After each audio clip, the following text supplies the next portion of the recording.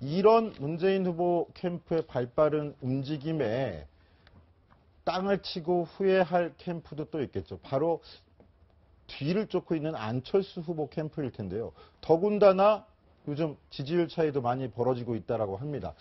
최석호 기자, 14%포인트 차까지 벌어졌다 이런 여론조사 결과가 나왔어요. 제가 한 2주 전에 이 자리에서 두 후보가 3%포인트 차이가 난다. 그래서 양강 구도가 형성이 됐다. 이러한 얘기를 했습니다. 그런데 이제 그 구도가 조금은 변한 것 아니냐. 이러한 분석이 나옵니다. 즉 1강 1중 1약 구도다. 이런 건데요. 오늘 발표된 여론조사에서 문재인 후보가 40.4%를 얻었습니다. 하지만 안철수 후보 26.4%, 둘의 격차는 14%포인트로 벌어졌습니다. 지지난주에 3%포인트에서 10%포인트가량 더 격차가 벌어진 겁니다. 특히 우리는 TK 정서를 봐야 할 필요가 있을 것 같습니다. TK 지역에서 사실 2주 전까지만 해도 안철수 후보가 1위를 달렸습니다. 하지만 문재인 후보 치고 올라와서 1위를 차지를 했고요. 안철수 후보 2위. 그런데 여기서 홍준표 후보의 지지율 상승세를 잘 살펴봐야 합니다. 이것이 어떻게 된 것인가? 보수층이 안철수에게 쏠렸던 보수층이 이제는 홍준표로 조금 옮겨진다. 아까 말씀드렸듯이 문재인 후보의 안보관 문제 그리고 안철수 후보의 어떤 특혜, 갑철수 논란 거기에 토론회까지 겹치면서 안철수 후보의 지지율이 가라앉고 그 자리를 홍준표 지사가 계속 올라오는 것 아니냐 이러한 분석도 나옵니다. 네, 그렇군요. 자, 그런데 강병규 기자, 최석호 기자는 보수 지지층의 이동이다 이렇게 해석을 했는데요. 어떤 또 다른 이유도 있지 않을까요? 예, 단순히 보수 지지층의 이동만으로도 설명할 수 없는 무언가가 있기 때문에 지금 이런 또 다른 분석들이 나오고 있는데요. 실제로 이 토론회를 거듭할수록 안철수 후보의 지지율은 사실 좀 아쉽게 좀 떨어지고 있습니다. 그래서 이것에 대한 또 설문조사가 있었는데 TV 토론을 가장 잘했다고 생각하는 후보는? 이라는 질문에 사람들이 대답했습니다. 심상정 후보가 27.2%로 가장 잘했다. 그리고 그 뒤를 유승민 후보가 22.1%로 잘했다. 그 뒤를 또 문재인 후보가 12.6%로 잘했다. 그리고 홍준표 후보, 그리고 맨 마지막에 안철수 후보입니다. 그러니까 이렇게 사실 토론회 성적표는 이 사람들이 느끼는 그런 체감이지 않습니까? 봤을 때 안철수 후보가 이 토론회에서 홍보하는 효과가 가장 미미하지 않았나라는 분석이 나올 수 있는 거죠. 때문에 이런 지지율의 이동이 어쩌면 토론회에서 조금 부진하지 않았냐라는 그런 분석이 나올 수도 있습니다. 네, 여러 가지 해석이 있을 수 있겠죠. 그리고 더더군다나 박지원 국민의당 상임선대위원장은 지난주에 정치데스크 출연해서 조정기를 겪을 것이다. 그리고 다음 주 정도면 다시 반등할 것이라고 예측됐으니까 그것도 지켜볼 필요도 있는데 반대 입장에서는 거꾸로 또 공격 포인트가 되겠죠. 아예 안철수 후보가 홍준표 후보에 밀려 사비로 밀려날 수도 있다. 이런 예측을 하는 사람이 있습니다. 바로 송영길 더불어민주당 선대위 총괄본부장이었는데 목소리 먼저 들어보시겠습니다. 일관되게 안철수 현상에 대해서 이것은 질소과자처럼 질소공기를 주입한 것이다. 테마주, 작전주다. 이런 얘기 됐습니다. 여러 가지 소문과 그때그때 분위기에 따라 흔들리는 초단타 매매 시장에 형성된 테마주, 작전주는 거품이 빠질 수밖에 없다고 생각합니다. 네. 저는 안랩 주가이고 안철수 주가다 저는 이렇게 생각합니다. 네. 토론회 하면 할수록 국민과 홍준표 후보의 지지도가 올라가고 안철수 후보의 지지도가 가라앉아서 저는 잘못하면 3등이 될 수도 있다 이렇게 생각합니다. 자, 최석호 기자. 제가 저 송영길 본부장 목소리를 듣다 보니까 이 제2 전략이 아닐까. 1등 선두권은 그냥 달리고 있고 후발 주자들끼리 싸워라 이렇게 이간질을 하는 전략은 또 아닐까라는 생각도 들던데 자, 반면에 국민의당은 어제 토론 관련해서 문재인 후보를 때리기 시작했죠. 어떤 내용입니까? 예, 그렇습니다. 아까 강병규 기자가 보여드렸던 여론조사는 안철수 후보가 가장 못한 것 같다. 이러한 점을 지적하고 있습니다. 하지만 국민의당은 문재인 후보의 토론의 태도에 문제가 있다, 이러한 점을 지적하고 나섰습니다. 여기 보시면요, 이렇게 10가지를 정리했는데 저희가 6가지를 추려봤습니다. 팩트로 공격하면 그만하시죠. 의혹을 제기하면 밝혀졌고요. 거짓말을 지적하면 확인하시죠. 이렇게 이야기를 하면서 뭐 이렇게 빠져나간다는 이런 겁니다. 그러면 뭉개며 시간을 벌 땐 뭐라고 할까요? 허허허허 웃습니다. 그리고 정책에는 본부장 소환합니다. 당신네 본부장 데리고 오십시오. 이렇게 얘기를 합니다. 그리고 도대체 거기 본부장이 누굽니까? 이렇게 이야기를 하죠. 그러면서 문재인 후보가 결국 뭐냐?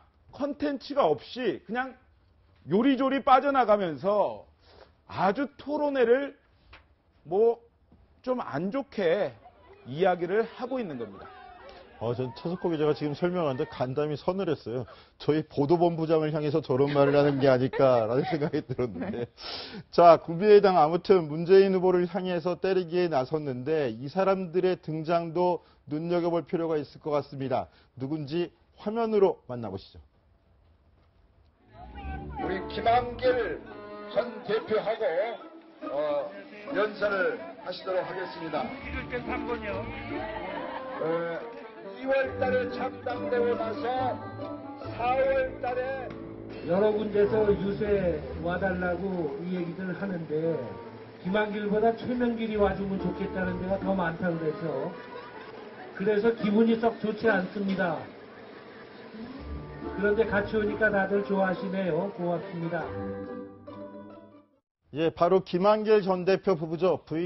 배우인 부인 최명길 여사와 함께 오늘 호남에서 선거운동에 나선 모습인데요. 참 인상적인 게 빨간색 자유한국당 선거운동원들을 만나서도 찍을 때는 3번을 찍으십시오. 이렇게 선거운동을 하는데 노련한 면이 있는 건지 잘 모르겠습니다. 자, 최석호 기자, 어떤 유세 현장이었습니까? 예, 호남 유세 현장이었습니다. 드디어 김한길 전 대표가 안철수 구하기에 나섰습니다. 그저께 나 이제 안철수 후보를 적극적으로 돕겠다 이렇게 선언을 했는데 안철수 후보의 지지율 하락세에서 김 전 대표가 지금 보시는 것처럼 최명길 여사와 함께 호남을 직접 찾아서 지원 유세를 시작했습니다.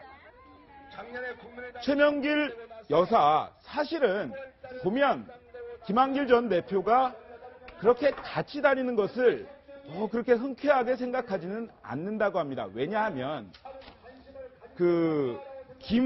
정치인 김한길이 되길 바라지 최명길 씨의 남편이라는 말을 별로 듣고 싶지 않아 한다고 합니다. 제 취재 결과입니다. 그래서 측근들도 이번 호남 유세에 동행하는 것을 끝까지 만류했고, 그래서 김한길 전 대표도 끝까지 고심을 했다고 합니다. 그런데 다음부터는 강병규 기자가 설명드리겠습니다. 예, 제가 부연 설명을 드리겠습니다. 급하게 바통을 이어받았는데요. 예, 저희가 취재한 내용을 가지고 재구성한 화면 다시 한번 보여드릴게요. 예, 김한길 전 대표의 측근은요, 그 최명길 여사까지 유세 지원하는 건 좀 어렵지 않겠냐라고 말했더니 김한길 전 대표는 도와줄 것이 있으면 확실해야지 제대로 안 하면 도와주고도 욕먹는다라고 대답했다고 합니다. 이후에 이제 유세 현장에서 이제 최명길 씨를 자주 볼 수 있을 거라는 관측도 나오는데요. 이유는 김한길 전 대표가 이제 스케줄이 맞으면 최명길 씨와 함께 유세를 다니겠다라고 밝힌 바가 있었기 때문입니다. 네, 안철수 후보를 민주당으로 합류시키고 또 함께 손을 잡고 민주당을 박차고 나왔던 김한길 전 대표. 문재인 후보를 향해 어떤 맹공을 날렸을까요? 목소리 들어보시겠습니다. 민주당의 친문 패권주의는 얼마나 아파하지 않으면 당대표도 가만 놔두지 않았습니다. 상대당보다 더 무서워요. 그래서 안철수도 김한길도 손학규도 김종인도 결국은 민주당을 쫓겨난 겁니다. 겉으로는 탈당했다고 하지만 내막적으로 보면 쫓겨난 거예요. 예, 민주당을 탈당한 게 아니라 쫓겨났다. 왜냐? 친문 패권주의 때문이다. 이현수 기자. 네. 완전히 광탈하고 나선 거네요. 그렇죠. 뭐 사실상 작심을 하고 문재인 후보를 향해서 포문을 연 것으로 보입니다. 뭐 김한길 전 대표 발언을 보면요. 문재인 후보는 참 염치가 없는 사람이다라고 이야기를 했고요. 그리고 또 문재인 후보와 함께 민주당에 있었는데 우린 탈당한 게 아니다. 쫓겨난 거다라면서 문재인 후보 사실상 그 친문 패권 세력에 대해서 부당함에 대해서 얘기를 한 건데요. 이 또 오늘 유세를 했던 곳이 특히 호남이었잖아요. 이런 친문 패권 세력에 강조를 하고 나선 거는 호남 민심을 저격하고 안철수 후보에게 호남 표심을 몰아달라 이런 메시지를 보낸 걸로 보입니다. 네, 최석호 기자. 김한길 전 대표의 등판 가능성 최석호 기자가 가장 먼저 단독 취재로 전해드렸었는데 상당한 시일이 걸렸어요. 그런데 바로 백의종군하고 나오겠다. 제가 생각하는 일주일 정도 기간이 네. 뭐 텀이 있었던 것 같은데 네. 왜 이렇게 기간이 오래 걸렸던 겁니까? 그러니까 처음에는 이제 4월 4일에 안철수 후보가 그 후보로 결정이 되고 나서 직접 전화를 해서 도와달라 이렇게 얘기를 했는데 아무래도 급이라는 게 있다 이렇게 생각을 한 것 같습니다. 김한길 전 대표. 그래서 상임선대위원장 아니면 안 가겠다 이런 생각을 하다가 지지율이 안철수 후보가 너무 떨어지니까 지금 현재 상황에서 도와주겠다 결심을 했다고 합니다. 김한길 전 대표 측의 얘기고요. 그런데 여기에서 아주 중심적인 내용이 있습니다. 뭐냐?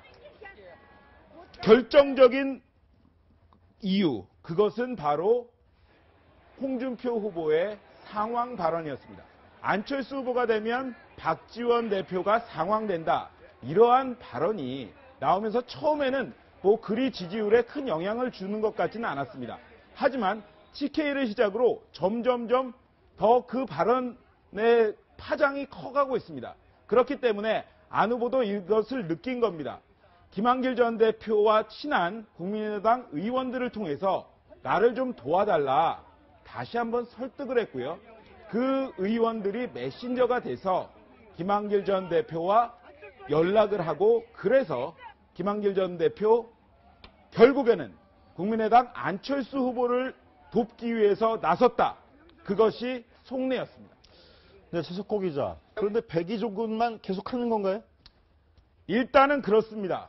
일단은 제가 수차례 통화를 하면서 취재를 했는데 처음에는 선대위로 갈 수도 있다 이러한 얘기가 있었는데 지금 현재까지는 백의종군하면서 지원 유세를 하는데 몰두를 하겠다 이러한 전략을 세웠습니다. 하지만 이 대선판에서 박지원 대표 혼자로는 이 국민의당 안철수 후보의 뭐 대선판을 보면서 이런 전략을 다 끌고 나갈 수는 없는 것 아니냐. 당내에서도 이런 의견이 많습니다. 그렇기 때문에 판을 볼 줄 아는 김한길 전 대표가 조금 더 빨리 선대위에 합류할 수 있다. 이러한 이야기도 나옵니다. 최명길 씨도 내일 국민의당에 입당하면서 정말 한번 해보겠다. 이러한 의지를 다지기도 했습니다. 네, 지금 최석호 기자가 속보까지 전해드렸는데요. 자, 국민의당 송금주 대변인이 지금 밝혔습니다. 마침 저희가 김한길, 최명길 부부의 움직임을 갖고 토크를 나누고 있었는데 최명길 씨가 내일 국민의당에 입당할 예정이다. 그리고 이현주 의원처럼 화려한 입당식은 없고 대신에 TV 토론에 투입할 계획이다. 이런 계획들을 밝혔네요. 네, 부부가 공동으로 입당해서 둘 다 함께 백의종군을 하는 모양새처럼 보이는데요. 자, 강병규 기자. 네. 좀 이렇게 서운하진 않을까요? 이렇게 헌신하는 모습을 보이고 있는데? 네, 뭐 방금 제가 말씀드렸던 대로 일단 뭐 도와주려면 화끈하게 도와줘야 된다라는 그런 생각을 하고 있는 것 같습니다. 물론 김한길 전 대표는요. 우선 뭐 국민의당 창업주라고 불릴 정도로 이제 국민의당에서 이제 많은 역할을 하고 나갔다라고 이제 생각을 좀 많은 역할을 했다라는 그런 분석이 많았는데요. 뭐 일단 판을 읽고 주도하는 그런 사람이 필요했기 때문에 그리고 이 김한길 전 대표가 DJ와 노무현 정부를 뭐 창출했다라고 본인이 자임을 하고 있는 사람이고 그런 분석을 또 받고 있는 사람이기 때문에 뭐 이런 선거 급하게 펼쳐지는 장미 대선 이 판세에서 이 김한길 전 대표의 역할이 중요하기 때문에 좀 더 중책을 맡기지 않을까 하는 그런 분석도 나오고 있는 것은 사실입니다. 네, 도와주려면 확실히 도와줘야 된다. 이 때문일까요? 김한길 전 대표, 문재인 후보를 향해서 박근혜 전 대통령의 빗대 비판하기도 했는데요. 직접 들어보시겠습니다. 박근혜는 정치하기 위해서 고민해 본 적도 없어요. 박정희의 딸이었기 때문에 박정희의 후광을 이용하기 위해서 정치 안 하겠다는 박근혜 정치판에 끌어다가 이용해 먹은 거 아닙니까? 자, 그런데 문재인이라는 사람은 어떻습니까? 특정 세력이 간판으로 삼기 위해서 갑자기 대통령 후보 시켜준다고 정치판에 끌어다가 문재인 후보를 만들어냈습니다. 노무현 전 대통령의 후광을 정치적으로 써먹고 싶어서 정치 안 하겠다는 문재인을 억지로 끌어다가 간판으로 앞세워서 오늘까지 이른 겁니다. 네, 다음 주제에 앞서가지고 먼저 정정 말씀부터 드리겠습니다. 좀 전에 저희가 김한길 전 대표의 부인 최명길 씨가 내일 국민의당에 입당한다고 전해드렸는데요. 이게 아니라 사실은 동명이인이죠. 무소속인 최명길 의원이 내일 국민의당에 입당하기로 했답니다. 김종인 전 대표를 대선을 돕겠다면서 민주당을 탈당했던 최명길 무소속 의원이 내일 국민의당에 입당하는 것으로 정정하겠습니다. 심심한 사과 말씀 드리겠고요. 자, 최석호 기자, 최명길 의원 말씀 나왔으니까 한번 이거 짚고는 김종인 전 대표 어디로 갈 가능성이 높습니까? 제가 직접 김종인 대표와 전화를 해봤습니다. 그런데 여기서 하나 말씀드릴 것이 최근에 김한길 전 대표가 김종인 전 대표와 전화 통화를 하면서 어떤 국민의당을 좀 도와달라 이러한 뉘앙스로 말을 한 것으로 확인이 됐습니다. 김종인 대표는 어떠한 반응을 보였을까요? 저에게 이런 얘기를 했습니다. 사람이 어떤 것을 정할 때 굉장히 심사숙고해야 한다. 내가 지금 국민의당에 간다고 해서 안철수에게 도움이 되겠냐? 좀 더 심사숙고하겠다. 이러한 얘기를 했습니다. 하지만 안 가겠다는 얘기는 하지 않았습니다. 최근에 안철수 후보를 만났다. 이러한 이야기도 나왔는데요. 그것은 사실이 아니라고 말하면서 하지만 김한길 전 대표와는 통화를 하고 오래된 인연이기 때문에 여러 가지 이야기를 한다. 이렇게 얘기를 했습니다. 지금은 신중한 태도를 보이고 있지만 결국 반문의 중심에 섰던 김종인 전 대표도 국민의당으로 합류하는 게 아니냐 이러한 조심스러운 관측도 나옵니다.